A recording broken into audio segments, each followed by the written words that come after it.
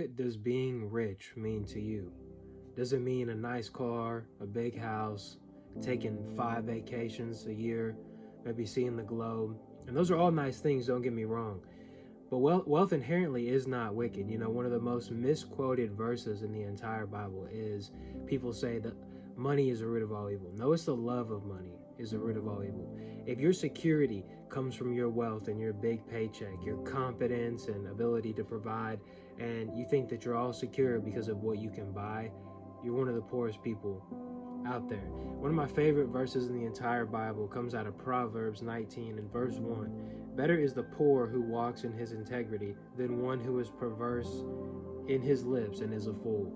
You see, in society, especially for young people, you know, working a 9 to 5 job is demonized, you know, especially young men. We have all these like course sellers pushed down on us, and they're saying like, if you're not rich, what have you really accomplished, you know? But when I started coming and growing in God, my definition of success changed. It used to be, yeah, whatever car I had, whatever business I could scale, and things that I could acquire, that would make me rich. But I'm learning as I'm growing in God that the most valuable stuff you can't put a price on. And that's integrity. The peace God gives us, you can't buy peace. You can't buy salvation. You can't buy that joy, that love that God gives us, that freedom in Christ, that new creation, you know. The old things have passed away. I'm a completely new person, just like you are in Christ. We're completely new, and you can't put a price on that. You cannot buy that with as much money.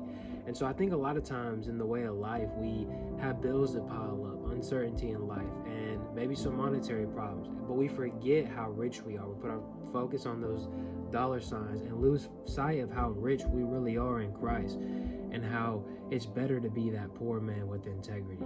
You know, better to be somebody who is poor but rich towards God than somebody who's rich but poor towards God. You know, so just keep in mind that you are really rich in God, and to prioritize your integrity every single day. You know, make God your master that you serve, not money.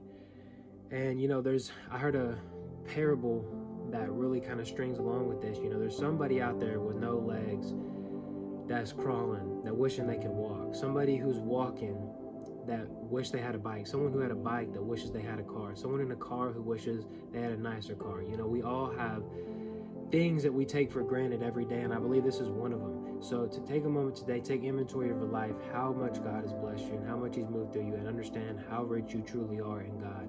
And by all means, keep hold of your integrity, keep pursuing God, and grow richer every day in His peace and His love and His truth. I pray this word bless you and that you guys have a blessed day.